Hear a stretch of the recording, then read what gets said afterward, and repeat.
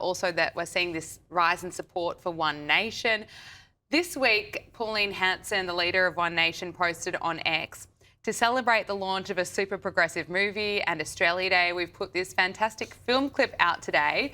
When we phoned Holly Valance to write us a song for the movie, she instantly said yes. Let's just hear part of it.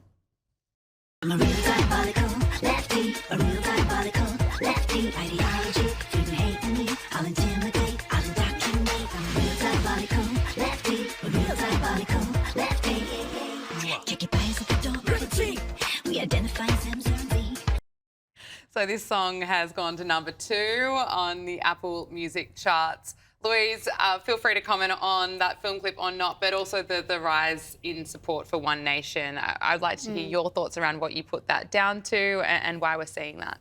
I think Pauline Hanson is seeing something, or perhaps acknowledging something that the major parties aren't. That people are absolutely fed up with being told how to think and what to say and what causes to support. And you see these very minority groups who make a lot of noise and people think that's what the rest of Australia want, but it isn't. So, I mean, that's quite a crude and at times funny sort of film clip, but it's meant to be it's not meant to be targeting the inner city elites who will be, oh my God, Pauline's a disgrace. It's going after the Conservative voters who perhaps feel that the Liberals and now the demolished coalition, what do they offer them? They offer them chaos. They don't offer them a proper Conservative point of view. So they're drifting there. And I think the numbers, the threshold they've reached 22% in the primary vote is absolutely fascinating. The first time I believe a minor party has done this in Australia. So that gives them real power at the next federal election. And I know we've got a state election in New South Wales next year, and whether they run a candidate will be interesting to see, I think, because I don't think they've got one at the moment. But it's really showing that people feel that the major parties don't offer them anything, so they're willing to go and at least try and understand where Pauline is on certain issues. Yeah, well, watch this space. Let's get to all the royal and entertainment news. Where do we start? There's so much happening. Maybe with Andrew, of course, disgraced former Prince Andrew Mountbatten-Windsor and his ex-wife Sarah Ferguson. They're said to be on a knife edge as they prepare to vacate Royal Lodge. What's the latest here? So, yes, they're due out by Friday, although it's already the end of January. Yes, so Friday he has to go. He's moving to Marsh Farm, which is a new place in Sandringham. I note that it's not anywhere near London or nowhere near Windsor, which of course is Williams based, and obviously he's far away from Balmoral, which is where his brother likes to go as well, where Princess Anne likes to be as well. So I think it's the last vestige of his royal life, isn't it, turfing him out of Royal Lodge.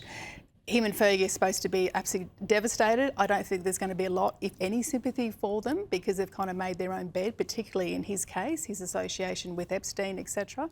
So it'll be interesting to see what his life holds. I still think he may end up in the UAE. I think in that environment, or maybe Spain, there's less concern about sort of royal scandal, and he'd still have some pretty cashed up chums there, I think, who may look after him. But also his daughters, of course, they're very guarded about being seen with him in public and even talking to him. So in a way, that's kind of the real crisis, the fact that, the two girls he thought he could probably lean on are now grown women with their own children and like, well, Dad, we're keeping at arm's length. So it's a real mess for both of them, I think. Absolutely. Now, over the weekend, King Charles stepped out with his wife, Queen Camilla, to attend church on his Royal Sandringham estate, and he was also seen with Princess Anne. He was. So the first time since Christmas, they were out together in public, and to me, this is really the soft power in action for the monarchy, isn't it? So the two most reliable members of the royal family, the King and his sister, the Princess Royal, out in Sandringham. They always go to Mass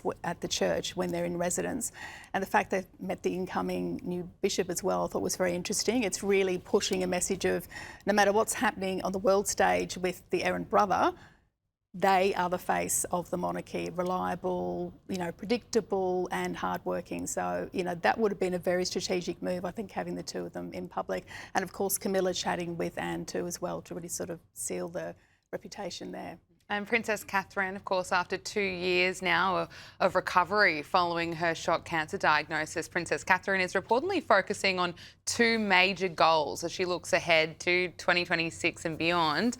What can we expect this year? So, understandably, she's been battling cancer for 2 years and she's now in remission. She's back to full-time royal duties, which has been great to see. But I think her 2 goals of staying healthy and being ready, it really shows that the weight of the monarchy in the future is as much on her shoulders, I think, as it is on William's shoulders. And I think by the time he ascends to the throne, we'll be totally used to Catherine in public doing the royal functions and being there as an ambassador for the monarchy, because she's more or less doing the job anyway, sort of in waiting with him. She's out there and, you know, advocating for her causes, childcare, early childhood development, etc.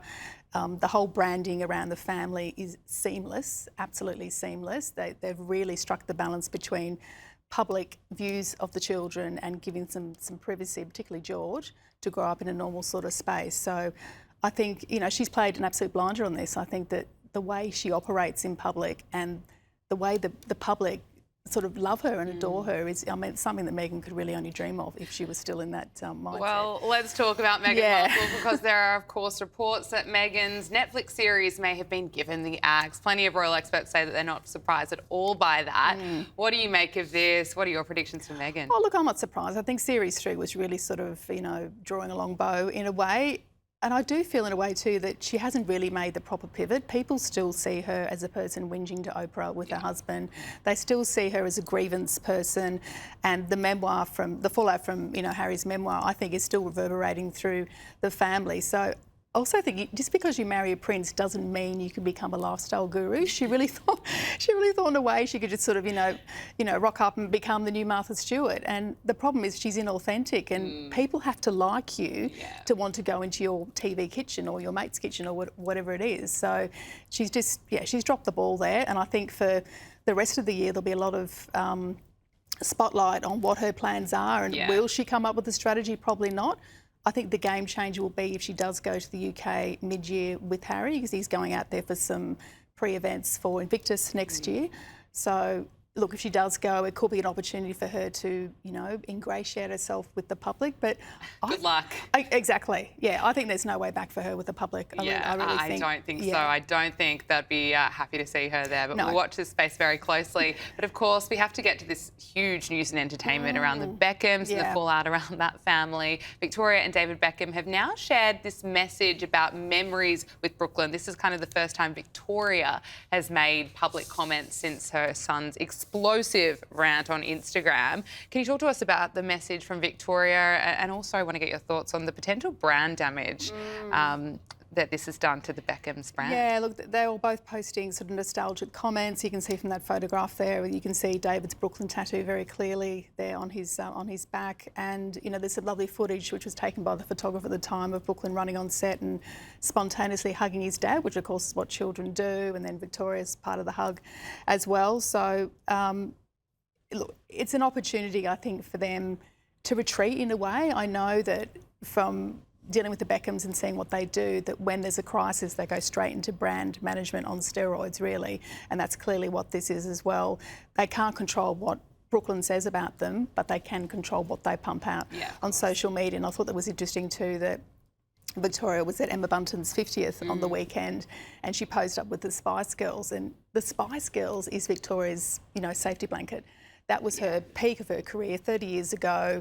No one can really, you know, criticise her for that, when there was always some sort of discussion about how good a singer she was. But as far as being a brand for Spice Girls, she was 100% on board with that. So to have the girls around her, or the women rather, around her and saying how much she loved it, and David chipping in and saying, oh, it was wonderful too, I think will do a lot to boost her confidence and hopefully turn the narrative more towards them.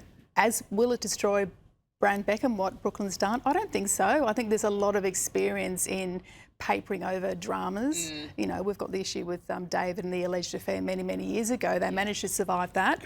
So I think eventually Brooklyn will come to his senses and realise that he only has one mum and dad and one family. And although he's proving a point, there is a better way to do it. There's plenty of rich kids who leave the family situation and don't blow up the whole relationship. And I think if he's looking to Harry as a great example, he should be looking well away from that. Look anywhere else. Do not look at Harry. I think we could all learn a lesson from that. Absolutely. Don't do a Brooklyn Beckham or a Prince Harry, please. But that, of course, may take some time. Louise Roberts, thank you so much for joining us. Great to see you.